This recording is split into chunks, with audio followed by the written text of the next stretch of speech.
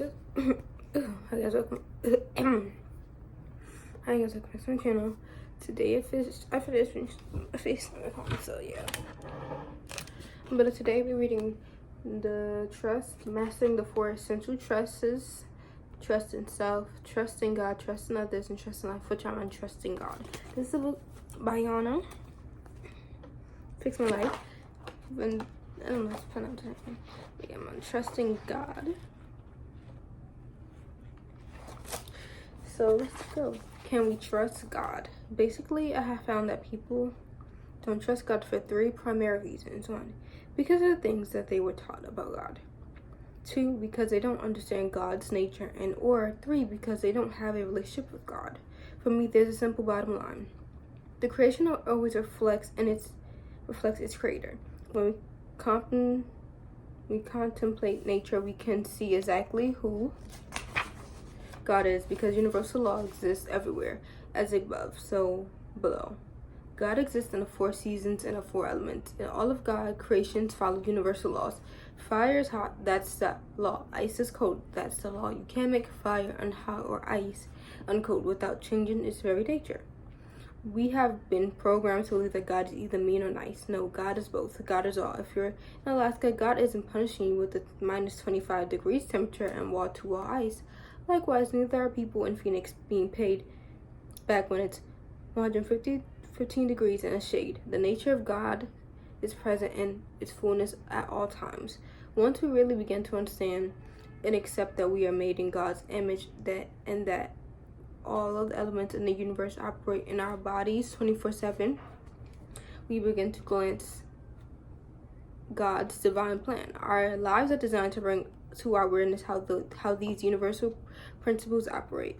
When we understand how these principles operate and govern ourselves to live in harmony with them, we can trust the Creator who made them. This is why no peace can come from interpreting God's acts as good or bad. That's viewing him, her through a human lens. And it's too restrictive. Living from the distorted perspective that this lens offers would never allow us to trust God. How could you? Why would you? The irony is that we trust people when they're good and when they're bad. We trust people, but we don't give God that kind of break because of the way God has been introduced to us, punishing, harsh, and out to get us. We believe we have free will, and yet we also believe that God will punish us if we use our will in the wrong way. Certain religious denominators believe that people go straight to hell for exerting their free will. Activities like drinking, polishing their fingernails, or going to the movies can deal them a losing hand for all eternity. So part of the key to learning to trust God is to stop trying to make God small and human. We try to make God human because we know just how wretched we can be. We know we lie. We know we're done wicked, nasty things. And so because we humanize God, we say, well, if I can do this and create that, or if I can do this and behave in that manner, what makes me think that God wouldn't do the same? So the humanization of God is really troublesome when it comes to trust. When we think about Jesus on the cross, the human part of us identifies with God's abandoned son, where it was God. How could God let that happen to Jesus? People get stuck on the crucifixion and forget the resurrection. People get stuck in the pain of the moment because they don't understand that God's true nature completely transcends human nature. God and gravity. Gravity is another good example of how natural laws operate and how we perceive them to be operate in our lives. We know and accept that there is a law of gravity. We don't question it and we don't fear it. Gravity does what it does and we don't even think about it.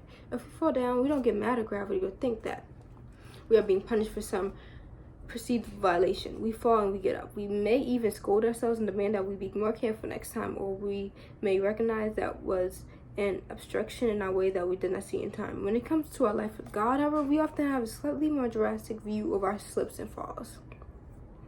As we mature and evolve through the process of life, if we do not watch our step, what we do and how we do it, we may end up falling into difficult experiences and situations. We are not being punished. We are simply functioning under the laws of life. Regardless, we often look to someone or something to blame and hold responsibility. And God is often the most likely candidate. When we do not know or understand the laws and principles that govern life, we have tendency to make up a reason to explain away the challenges we face. We may point our fingers at other human beings, yet when we are confronted by certain natural phenomena that we do not understand or do not find pleasant, such as illness, death, or the loss of what we hold near and dear, we shift our pointed fingers in God's direction. We blame or get angry with God for what we believe to do we do not deserve and are not equipped to endure. When we have a limited understanding of God or no relationship with God, trusting Him/her is not even a consideration. It is hard to trust under those circumstances. In an absence of an understanding or relationship, you can come to perceive and believe that your flaws, obstructions, and difficulties are just how God plans to operate. Another aspect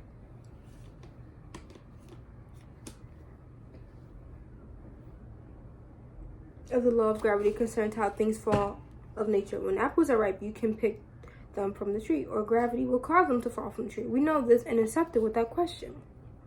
We also know that all apples do not ripen at the same time. They ripen when they are ready. If you are sitting under the tree when a particular apple is ripe and ready, it will fall and bonk you on the head. If you don't understand the law of gravity, you might believe that the bonk on your head was a message from God. When you do not understand the laws governing life, you may be inclined to make something up about why something happened to you. One person might make up that the fallen apple is revelation about something she needs to do or not do. Another person might make up the falling apple is an actual sign from God about something He has requested. Whether the apple is deemed a good or bad sign depends on what that person believes. Someone who skipped a lunch might receive the bonk, and apples are a fortunate snack with no thought of God at all. The bottom line is, when you do not know the law, you will make up something that fits your perception, experience, and understanding. In current needs, we have seen and heard stories about the ancient days when people believed that it rained when God was displeased, or that a volcano erupted when the locals had not made the proper sacrifice. They couldn't find a version. Like many of us today, these people do not understand that these natural occurrences are simply what happens as the earth evolves and life unfolds. Instead, we look for someone or something to blame, and or we invent some reasons why certain things happen the way they happen and to whom they happen. I've often heard people laminate their experiences with certain overreacting comments like, I don't understand why God let this happen to me, and the big one. See, this is why I can't trust God, because we have a tendency to trust only what we like, what is comfortable, and what we know from experience. Learning to trust God is a process of desire grounded in willingness and maturity. It grows from being in real relationships, and we all know it's almost impossible to grow a relationship intellectually. Coincidentally, it's a relationship with the natural law of life. God is not and can't be an intellectual process. It is a revolutionary process that consists of expanding consciousness, emotional maturity, and the willingness to know God within yourself, for yourself. It is a process that requires trusting yourself enough to know that you can believe in something you can't see or touch. That's fine until we remember how trusting other human beings can get us into a lot of trouble.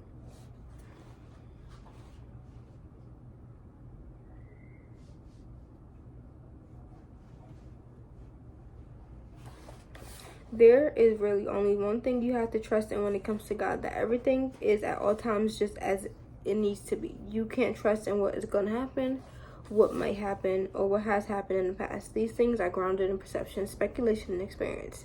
When you can trust is that whatever happens is required for you to grow, your growth and evolution, and that process is good, even if it hurts a little or a lot.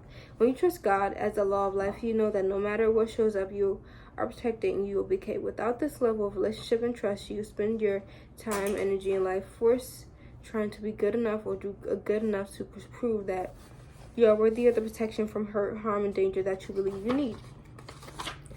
Trusting God also requires that we grow the muscle that recognizes that all things are working together to move life forward. All life, not just your life. When you understand, know, and recognize that life is an ever-moving, ever-growing, and ever-evolving process, you can trust that even when you can't see it and don't understand something better than what you now know is unfolding. Sarah learned this lesson with her husband of 23 years left her for her sister. A perfectly imperfect life. Sarah and John lived what she thought was a perfect life. They raised their children, paid their bills on time, went to church almost every Sunday, and invested an adequate amount of time on date nights to keep the relationship alive and exciting. She had her friends and interests outside of the home, and John had the same. They had just begun to explore retirement and the possibilities of moving to a warm climate when all hell broke loose. Sarah and sister Liz were fairly close. They spoke daily by telephone, shopped together in alternate years of preparing holiday dinners for the family. Sarah, the oldest sister, had a way of offering Liz unwanted advice that led to most of their upsets and knockdown, drag-out battles. They were known to go weeks without speaking to each other before one would give in, usually Sarah, and then they would resume business as usual. Liz, who had been single for about 7 years, often commented with John about how nosy and controlling Sarah could be. She had hated it. Sarah totally unsuspectingly entrusted both her husband and her sister, often asked Liz to looking on John while she was away at a church function or doing something with or for her adult children. John often said that Sarah and Liz cooking was neck and neck. In fact, he was not shy about admitting that he likes things the way Liz prepared them better than his wife. Sarah prepared them. Sarah never suspected a thing. In fact, sometimes she would ask Liz to prepare certain dishes for John while she was away. What started out as one sister supporting another ended up with that same sister betraying the other. Sarah left the church annual women's retreat 2 days early because she wasn't feeling well. She tried to call John to tell him she was coming home early, but he did not pick up. She called Liz to ask if she had seen John, but also got no response from her. 2 days later, Sarah asked him one question: who is she? It was both a blessing and a disaster that John chose not to lie. It's Liz, and neither one of us meant for it to happen. It just did. After several days of weeping and probing for details, Sarah asked John to move out of the house. He did. He moved in with Liz, whom he had been having an affair with for more than 3 years. Over the course of the next 2 years, Sarah learned that Liz was not the one with whom John had an affair. There was one at work, there was one at church, and there was another with whom he had fathered a child. The child was 14 years old when Sarah discovered she existed. It did not seem possible that the man with whom she had spent most of her adult life, the man who brought her flowers, took her on trips, and provided so well for his family, could be such a scoundrel. As the details continued to emerge, Sarah became more and more devastated. In fact, she stopped going to church, stopped communicating with her friends, and vowed to never speak to Liz for a long time when she was alive. Sarah was angry. She was enraged. Not only was it difficult for her to believe that this had happened, she could not understand why God had allowed it to happen to her. She was a good person who had lived her life in an honorable manner. By the time she came to me for coaching, 4 years had passed, and she was still a hot mess. Like many women who divorced after the age of 40, Sarah believed that her life was over and done. She felt lost. She could not shake the depth of the betrayal, and yet she knew she needed to get her life back on track. She could start moving forward. She had always worked and continued to do so, which was a good thing because it gave her an outlet and a way to keep herself busy. She had sold the house she and John had lived in and split the money with him. He, by the way, stayed with Liz. When I saw Sarah, she was considering moving to another state and thought a life coach could help her create a vision and a plan. After several meetings, it became clear to me that Sarah wouldn't just be fine as soon as she gave herself permission to feel the hurt and devastation she had experienced. As we began to explore how that would be possible and if she would survive it, Sarah revealed where and why she was stuck. What John and my sister did was one thing. It was hurtful and ugly. I certainly don't think I did anything to deserve it, but what has really taken my breath away is what God allowed. It's like God allowed this to go on right under my nose and never provided me with a hint or a clue that it was going on. Once she made the statement, Sarah and I were able to begin to do the deep work required for her to reopen her heart to God and get her life back on track. While creating a vision board to outline her next steps to move her life forward, Sarah realized she had observed several signs of John's infidelity along the way. She realized she also recognized that she had dismissed and then neglected her instincts, not just for John, but in many aspects of her life. As we planned her moving career possibilities, Sarah came to understand that she had seen, heard, and felt things she now understood were in fact God's warning signs. But Sarah, like so many of us, had automatic program planned in her subconscious that would not allow her to acknowledge that she knew. Sarah grew up in a household with a mother who was clinically paranoid. Sarah's father left the home when she was 6 because, as he said, he could not take her mother's accusations. Sarah's mother escaped into the religion in the Bible, embellishing those teachings